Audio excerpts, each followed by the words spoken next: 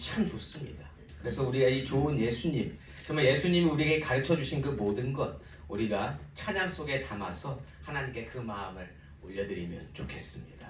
우리 이 시간 불러보는 찬양은요, 우리 처음으로 불러보는 찬양인데요, 우리 이 찬양을 들으면서 하나님 나에게 복음 주셔서 감사합니다. 이 복음으로 정말 살고 싶습니다라는 마음으로 고백합니다. 이 땅에서 사는 동안 가장 귀한 삶이라 나를 위한 삶이 아닌 주를 위한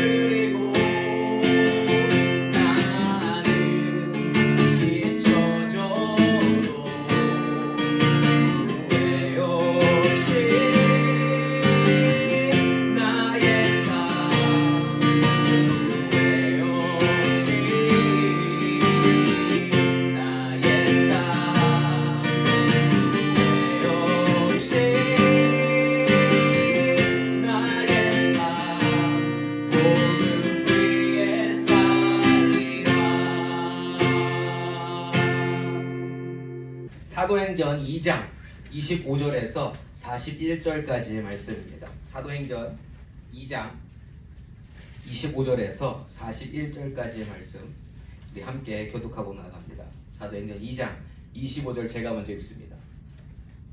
다윗이 그를 가리켜 이르되 내가 항상 내 앞에 계신 줄을 배웠으며 나로 요동하지 않게 하기 위하여 그가 내 우편에 계시도다. 그러므로 내 마음이 기뻐하였고 내 너도 즐거워하였으며 주께로 희망해. 이는 내 영혼을 음부에 버리지 아니하시며 주의 거룩한 자로 썩음을 당하지 않게 하실 것이미로다. 주께서 생명의 길을 내보시니 주 앞에서 내게 평안하게 하시리로다 하셨으므로. 형제들아 내가 조상 다윗에 대하여 담대히 말할 수 있노니 다윗이 죽어 장사되어 그 묘가 오늘까지 우리 중에 있도다. 그는 선지자라 하나님이 이미 맹세하사 천사 중에서 사람을 위하게 하시라 하시고 미리 본고로 그리스도의 부활을 말하되 그가 음부에 버림이 되지 않고 그의 육신이 썩음을 당하지 아니하시리라 하더니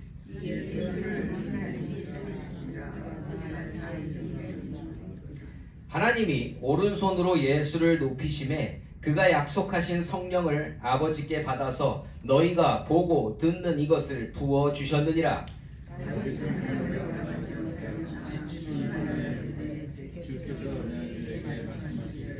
내가 내 원수로 내 발등상이 되게 하기까지 너는 내 우편에 앉아 있으라 하셨도다 하였으니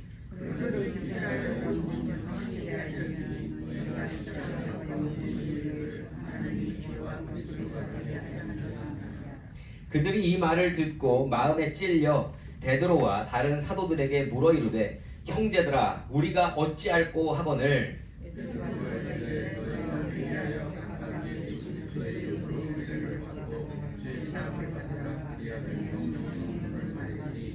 이 약속은 너희와 너희 자녀와 모든 먼데 사람 곧 주 우리 하나님이 얼마든지 부르시는 자들에게 하신 것이라 하고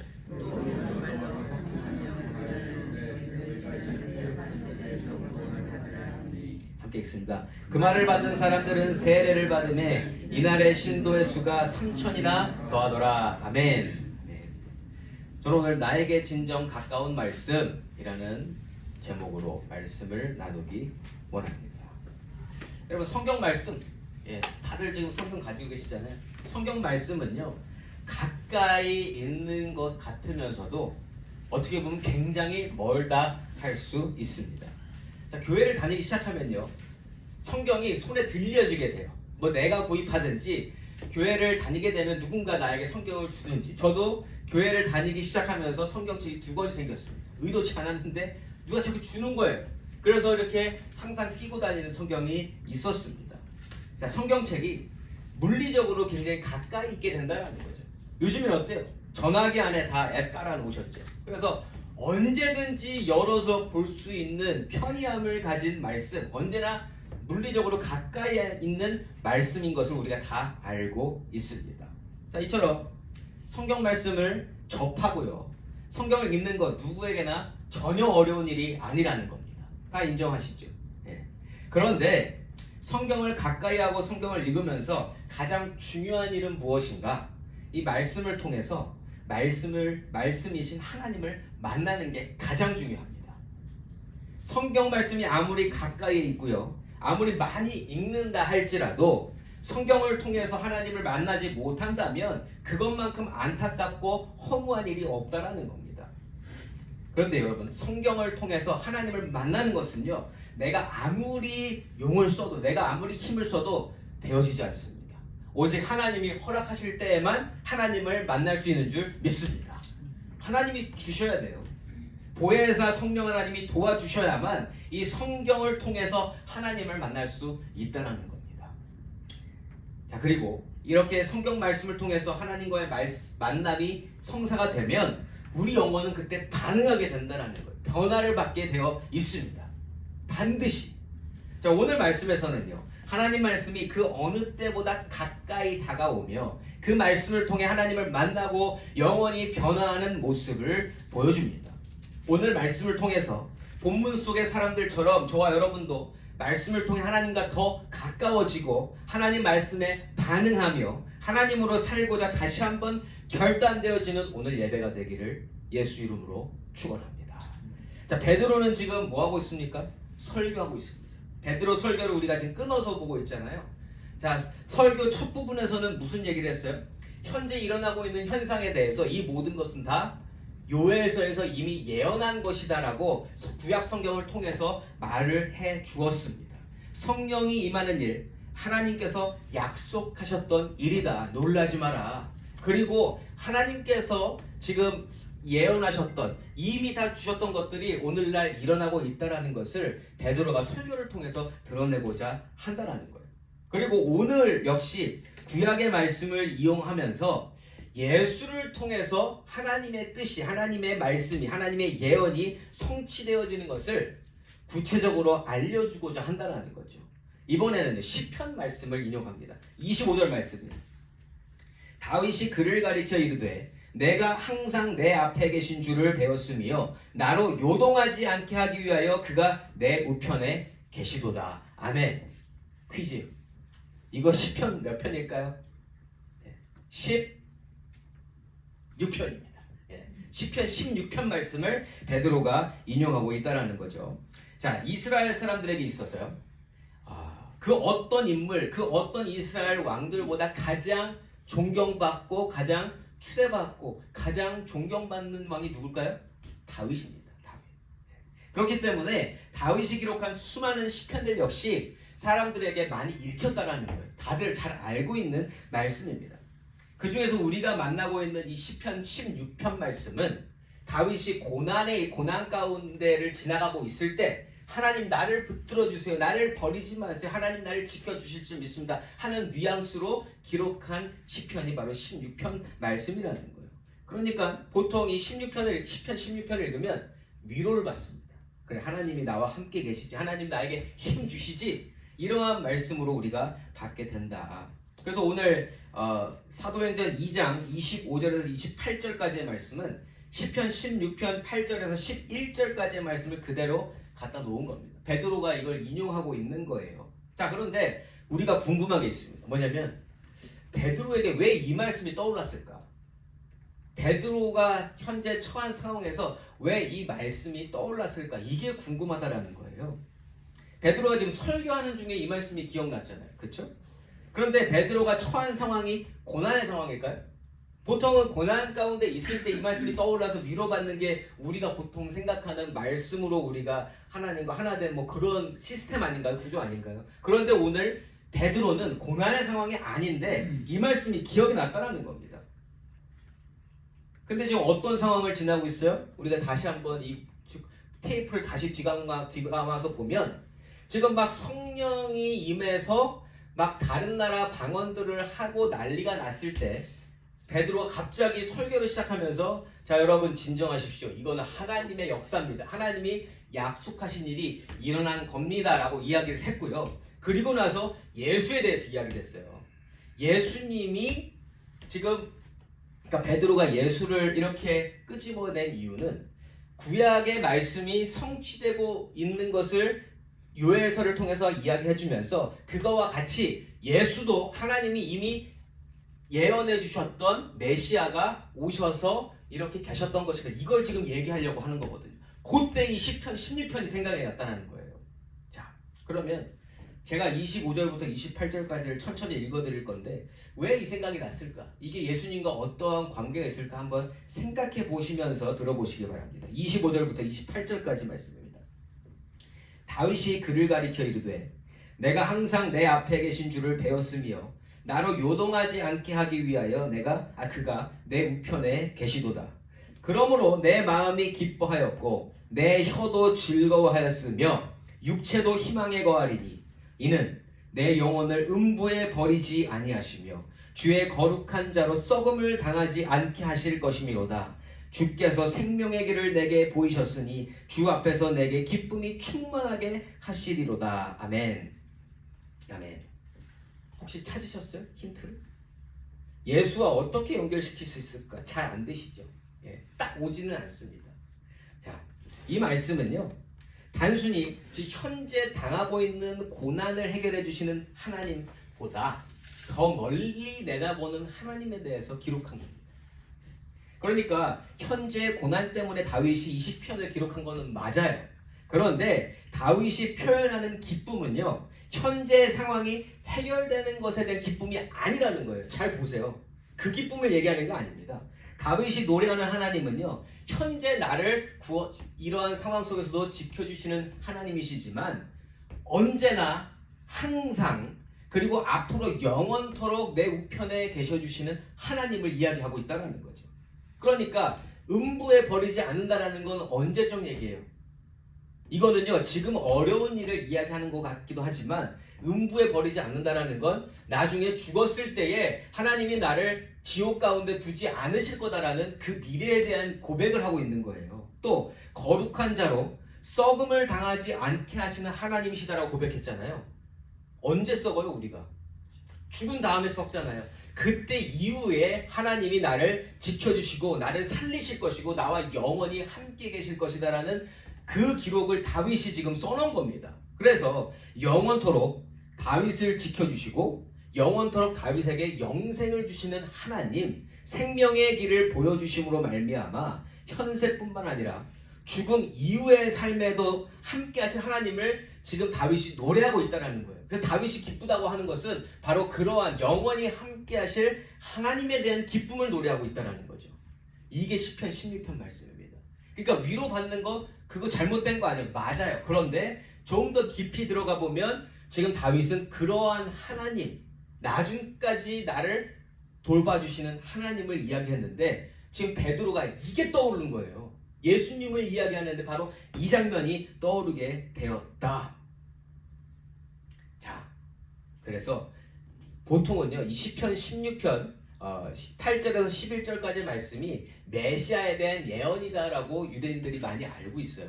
유대인들이 그렇게 알고 있단 말이에요.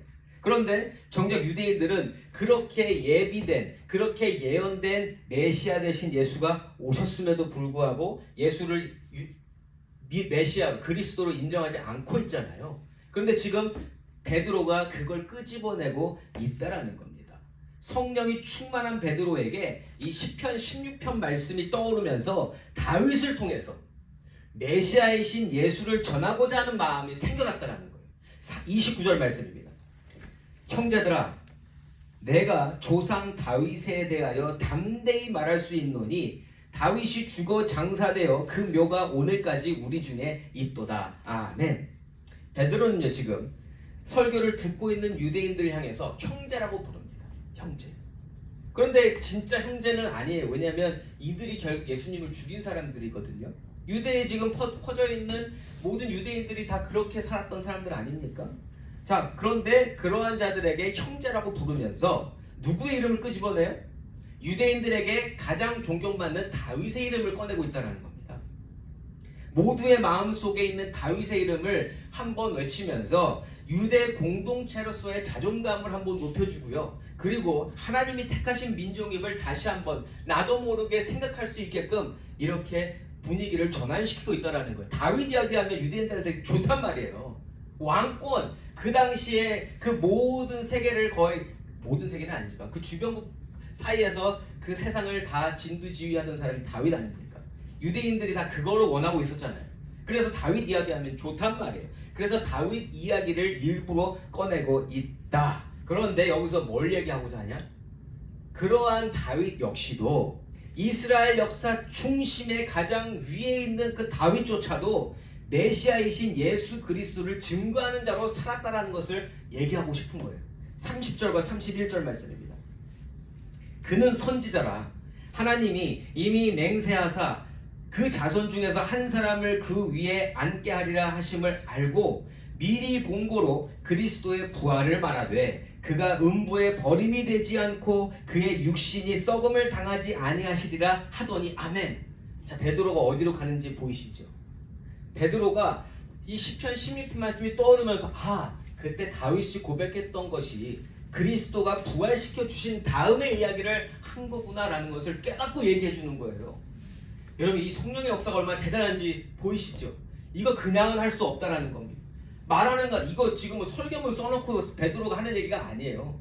지금 성령의 충만한 가운데 지금 막 사람들 우왕좌왕할 때 갑자기 일어나서 사람들한테 이야기를 시작했는데 요엘서가 생각이 나고요. 시편 16편 말씀이 생각이 나면서 거기서 모든 구약 말씀과 예수님을 접목시키고 있다는 겁니다. 이거 대단한 일이라는 거예요.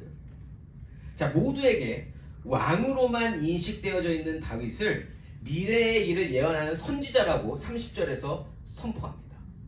다윗이 기록한 시편 말씀에 음부에 버림받지 않고 육신이 썩음을 당하지 않는다는 이 표현은 여러분 유대인들 이스라엘 사람들아 그것은 부활 이후의 삶을 이야기하는 겁니다.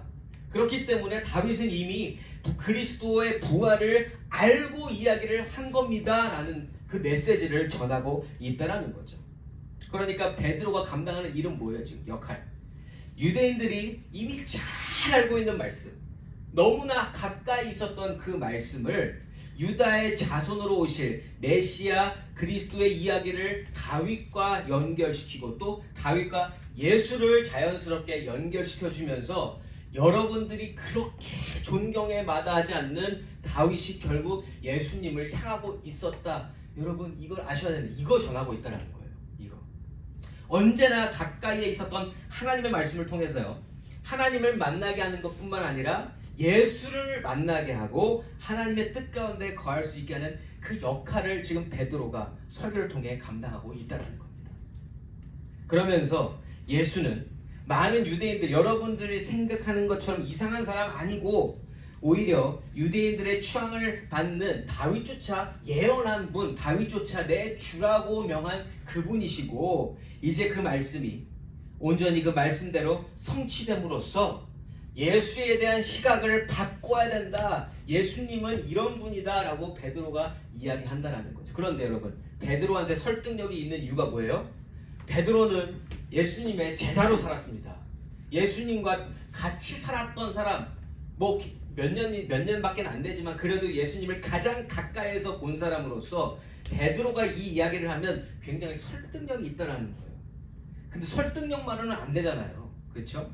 설득력으로 하는 것이 아니라 지금 성령 하나님께서 이 모든 것을 이끌어 가시는 줄 믿습니다. 32절과 33절 말씀이 이 예수를 하나님이 살리신지라 우리가 다 이 일의 증인이로다. 하나님이 오른손으로 예수를 높이심에 그가 약속하신 성령을 아버지께 받아서 너희가 보고 듣는 이것을 부어주셨느니라. 아멘. 그 구약의 말씀들을 가지고 다윗에게 갔다가 다윗과 예수님을 연결시켜주고 그리고 얼마 전에 약속하셨던 성령과 연결시키면서 오늘 이 현상을 하나님 말씀으로 설명하고 있다는 거예요. 되게 재밌지 않아요, 여러분? 지금 베드로가 하는 이 일이 얼마나 흥분되고 설레는 일인지 모르겠다는 겁니다. 영적으로 볼 때. 그리고 베드로는 지금 자기가 직접 눈으로 확인한 사실들 얘기하는 거잖아요. 예수님이 십자가에서 죽으시는 것도 봤고 예수님이 살아나셔서 오셔서 기적을 베풀어 주시는 것도 분명히 경험을 했고 3번씩이나 나타나셔서 나중에는 나 사랑하냐고 3번씩이나 물어보셨던 그 주님 베드로한테는 너무 실제적이고 잊어버릴 수 없는 절대로 인생에서 잊어버릴 수 없는 기억을 가진 사람이 베드로란 말이에요. 이 사람이 하는 얘기는 진심이 담겨 있습니다. 내가 경험한 겁니다. 이건 예수를 하나님이 살리셨습니다 라고 베드로가 얘기하면 그게 맞는 거예요. 그게 맞는 거예요. 그리고 하나님이 오른손으로 예수를 높이셨고 예수님이 약속하신 것처럼 성령님이 오셔서 우리가 지금 다 이렇게 할 수 있는 것 성령의 역사입니다. 상황이 너무 잘 보이시죠? 이제 뭘 설교하고 있는가? 베드로의 관점으로 보면요 지금 이 설교는요 정말 대단한 설교입니다. 설교자의 입장에서 봐도 정말 이렇게 설교할 수 있으면 정말 좋겠다 그러한 마음이 들 정도로 너무너무 훌륭한 설교고 감동적이고 은혜가 충만한 설교입니다. 자, 그런데 자, 입장을 바꿔볼까요? 이거 듣는 유대인들은 어떨까요? 지금 어떤 상황이에요? 오순절에 예수님 돌아가시고 나고 예수님은 사라지셨으면 승천하셨어요. 안 계세요. 그리고 제자들은 그래서 무서워서 지금 사람들 눈 피해서 더 다락방에 숨어 있었던 그 상황 아니에요? 그러한 상황에서 지금 이 설교를 베드로가 하고 있다라는 거예요. 사람들 앞에서. 게릴라 콘서트 뭔지 아시죠? 갑자기 콘서트 하는 거. 그것처럼 베드로가 갑자기 설교를 시작하게 됐다는 겁니다. 자, 그러면 이러한 내용을 듣는 유대인들은 오늘 설교 내용이 반가울까요? 굉장히 이렇게 적대감이 들까요? 여태까지 들었던 말씀과 어때요? 여러분 생각하시기에 이거는요 폭탄 발언 같은 겁니다. 유대인들한테. 어쩌면 예수님 때보다 더 끔찍한 폭동이 일어날 수 있을 만한 그러한 발언이라는 거예요. 모두가 베드로를 돌로 치려고 하고 죽이려고 해도 아무런 문제가 없어 보이는 행동을 베드로가 지금 하고 있다는 겁니다. 왜요? 예수님을 다시 등장시켰잖아요. 사람들이 다 십자가에 못 박아 죽인 그 예수님을 등장시켰는데 거기다가 뭐 했어요 또? 유대인들이 가장 좋아하는 다윗을 예수님 밑으로 놨단 말이에요. 다윗이 예수님을 높이고 예수님을 예언했고 예수님한테 자기의 삶을 그렇게 기대더라 이렇게 얘기했습니다. 자, 유대인들 입장에서는 어떻게 했는지 상상이 되시죠? 그런데 베드로는 지금 담대합니다. 성령 강림 사건 있기 전의 모습, 사람들 무서워서 시선 피하려고 다락방에 있었던 그 모습과는 완전히 상반된 모습으로 지금 설교하고 있다는 거예요. 두려움이 전혀 없어요. 오순절이라서 그 어느 때보다도 유대인들이 많이 모인 예루살렘에서 구약의 말씀에서 예언하고 증거되신 메시아, 심지어 다윗 왕도 예언한 부활하신 그리스도가 얼마 전에 돌아가신 내가 섬기던 그 얘기는 안 했지만 그 바로 예수님이시다라는 그 사실을 담대하게 전하고 있다는 겁니다. 34절에서 36절까지의 말씀. 다윗은 하늘에 올라가지 못하였으나 친히 말하여 이르되 주께서 내 주에게 말씀하시기를 내가 내 원수로 내 발등상이 되게 하기까지 너는 내 우편에 앉아 있으라 하셨도다 하였으니 그런즉 이스라엘 온 집은 확실히 알지니 너희가 십자가에 못 박은 이 예수를 하나님이 주와 그리스도가 되게 하셨느니라 하니라. 아멘. 강력한 선포죠. 당신들이 못 박아 죽인 십자가에 못 박아 죽인 이 예수는 하나님이 주가 되게 하셨고 하나님이 그리스도가 되게 하셨느니라. 하셨을까가 아니에요. 이거는 그냥 피어리드입니다. 이건 선포예요. 이미 그렇게 하셨다. 뭐 믿으라 마라 이게 아닙니다. 그냥 예수를 선포하고 있는 겁니다. 눈 하나 감지가 않아요. 그러면서 예수님이 누구신지, 예수님이 성경에서 어떻게 예언되셨는지, 그리고 예수님은 이 땅에 어떻게 오셨고 어떻게 사셨고 어떻게 죽으셨고 어떻게 부활하셨는지 자신의 실제적인 경험을 통해서, 그리고 그 경험과 말씀이 어우러지면서 하나님이 어떻게 하셨는지까지를 설명하면서 예수를 증거하고 있다는 겁니다. 성령이 충만하여 설교하는 베드로에게요, 오늘 자기가 기억하게 된, 여러분 이미 이 말씀을 알고 있으니까 그 말씀이 기억난 거 아니겠어요? 요엘 말씀도 그렇고 시편 말씀도 그렇고, 여태까지는 율법으로만 알고 있었고 여태까지는 그냥 우리가 알고 있어야 될 숙제처럼 외우고 있었던 그러한 말씀, 너무나 잘 알고 있는 가까이 있는 말씀이었는데 오늘은 그런 말씀과 차원이 다른 말씀이라는 거예요. 오늘 베드로에게 다가온 하나님의 말씀은요, 예수가 누구신지를 자기도 다시 한번 확인하게 된 말씀입니다. 다윗도 예언한 예수님이셨구나.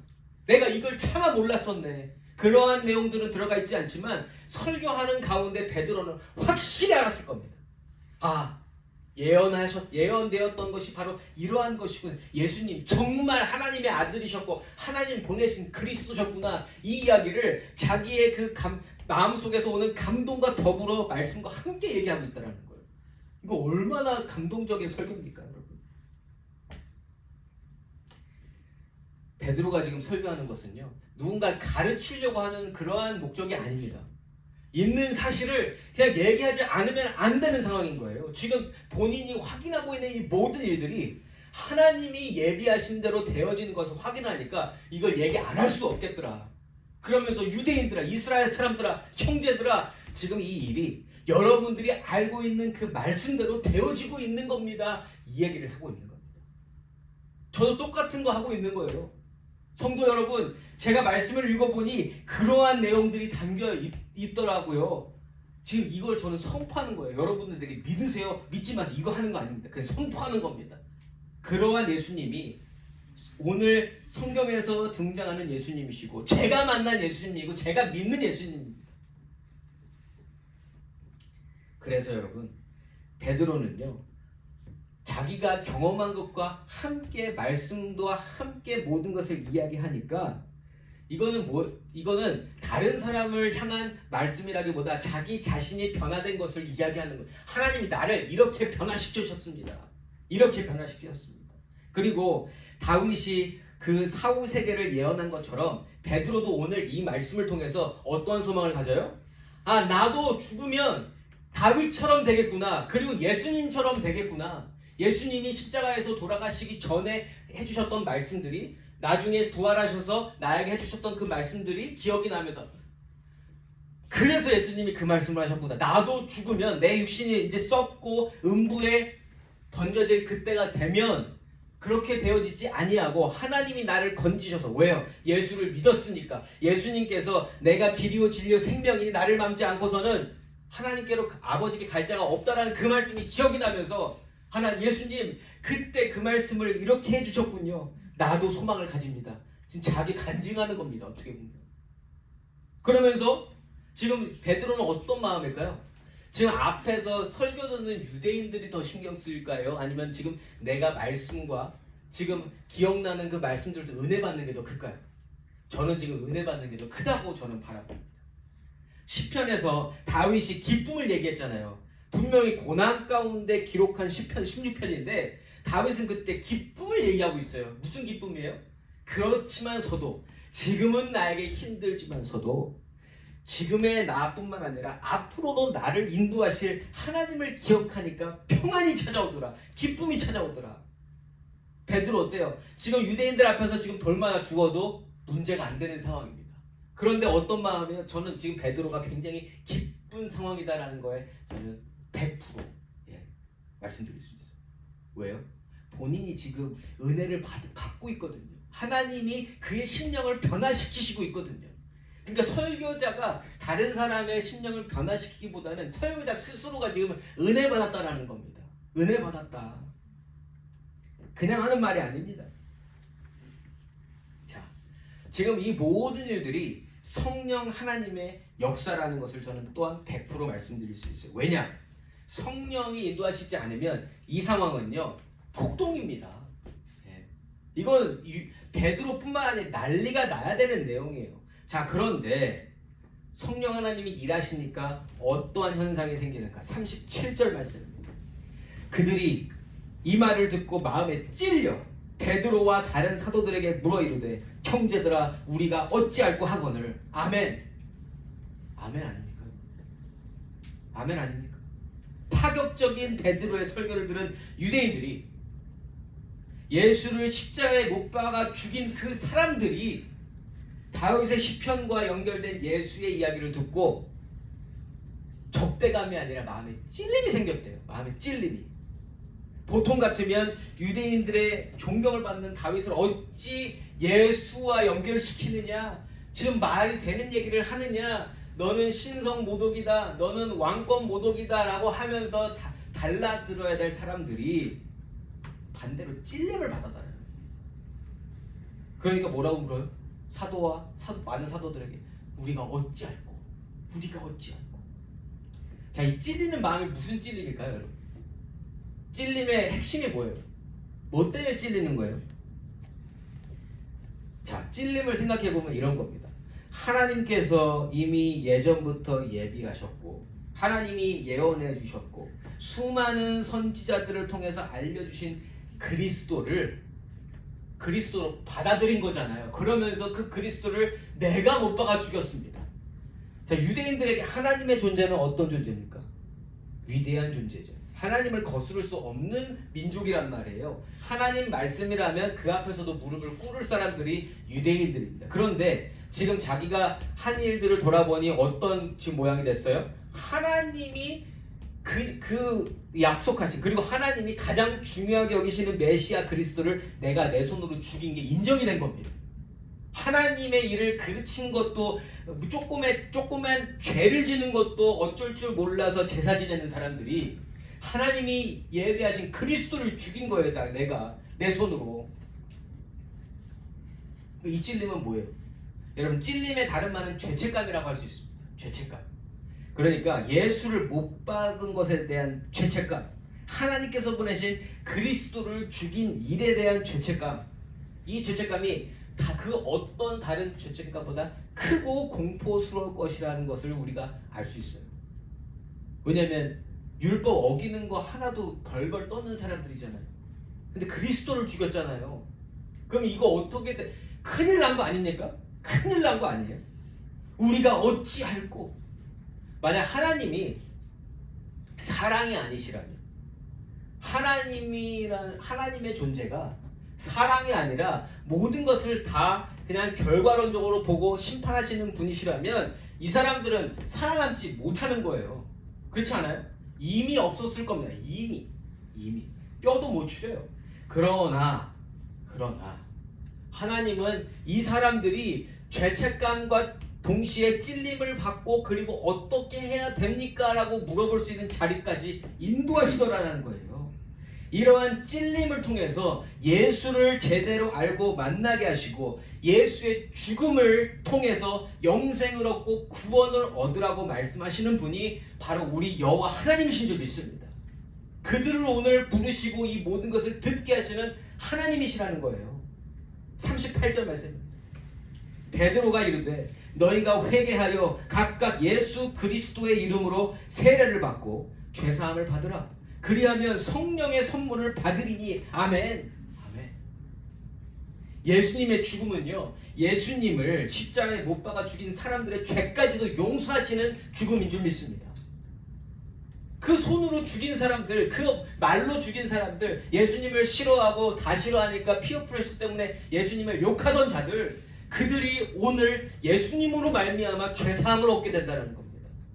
아이러니하지만 예수님은 그러한 죽음을 택하셨습니다. 그 죽음을 기꺼이 감당하셨다는 거죠.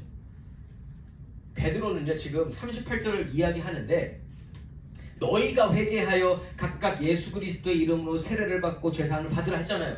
자, 이게 그냥 그 사람들에게만 해당되는 일이 아닙니다. 자기가 그렇게 먼저 한 거예요. 자기가 예수님으로 말미암아 자기도 지금 찔림이 분명히 있는 부분들이 있고, 누구보다 베드로 우리 잘 알잖아요. 예수님을 배반했던 사람, 배신했던 사람. 그러니까 본인이 그러한 것까지 용서받고 네가 나를 사랑하느냐 물어보신 그 주님이 생각이 나고, 그래서 내가 주님, 그러면 내가 주님 사랑하는 거 아시잖아요 해놓고 그 양을 먹이라 했을 때 이제서야 그 양을 먹인다는 게 뭔지 이제 알았을 겁니다. 그러면서 이 이야기를 전하는 거예요. 자신의 죄도 용서해 주신 예수님의 죄사함을 전하고서 회개하고 예수 이름으로 세례를 받으며 죄사함을 받는 방법, 자기가 죄사함 받은 방법을 그대로 전하고 있다는 겁니다. 이건 내가 해봐야 정확하게 전할 수 있어요. 내가 죄사함 받지 못했다면 이렇게 전할 수 없다는 겁니다.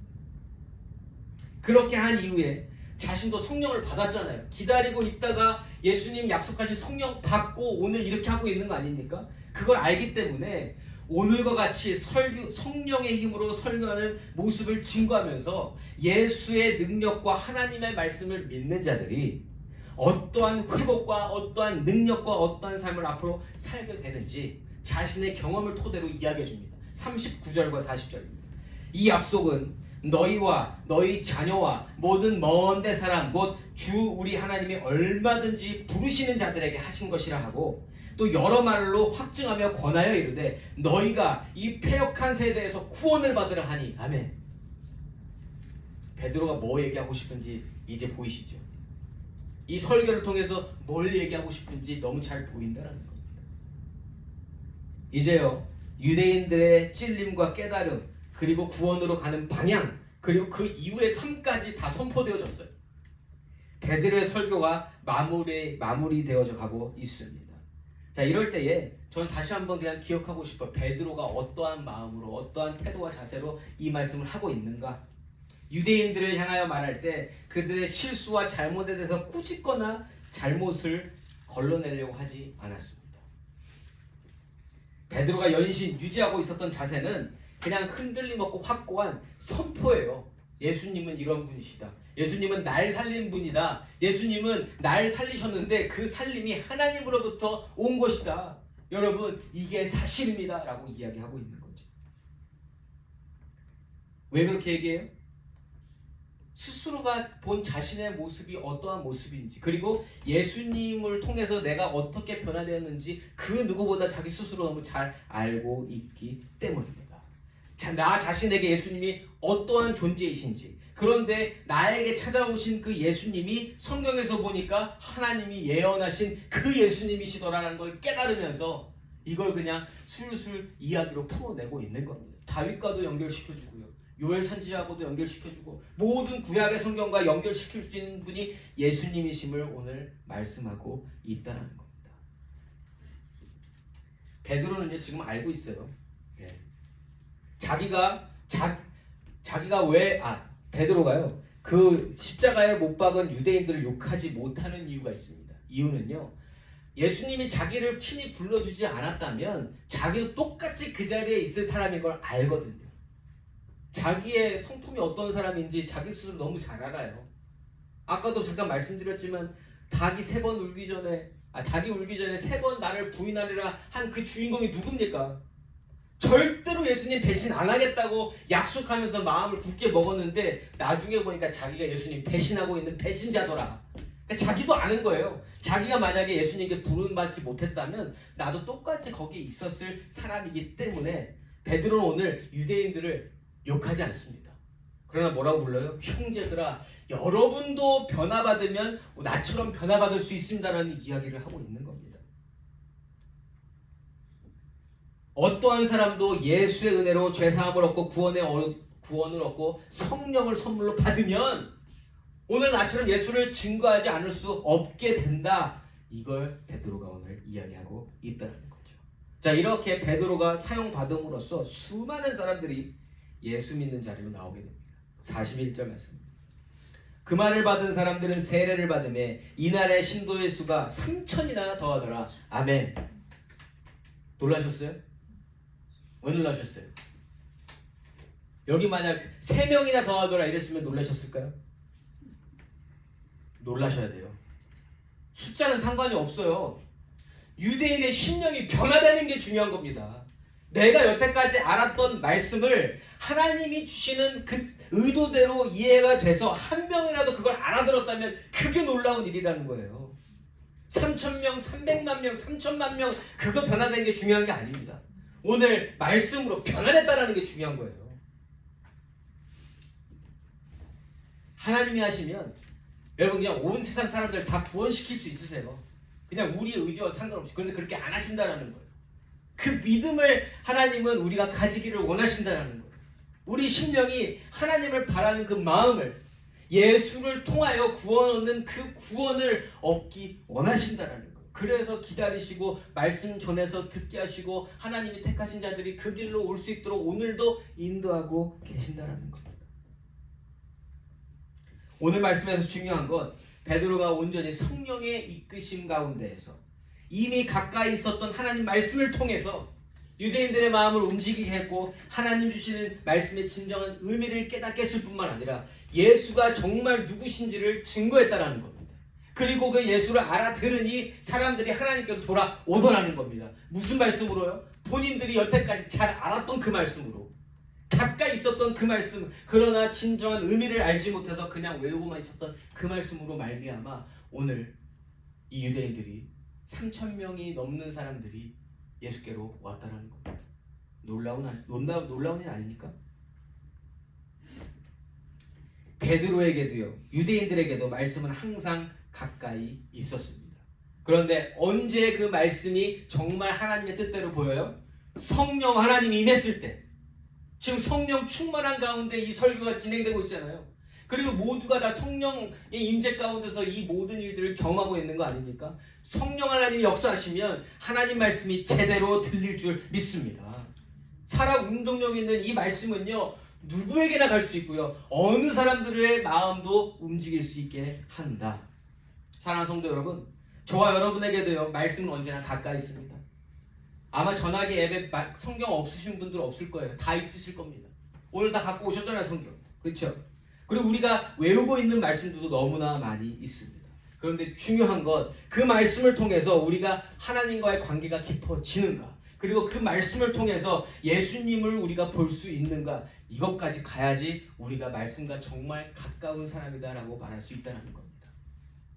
여러분, 오늘 말씀 통해서 예수님과 조금 가까워지셨습니까? 우리 심령이 조금이라도 변화를 받았습니까? 감동을 받았습니까? 그러면 된 거라는 거예요. 그러나 거기서 우리가 어느 자리까지 가야 되냐? 베드로의 자리까지 가야 돼요. 사람들 앞에서 설교하라는 얘기가 아닙니다.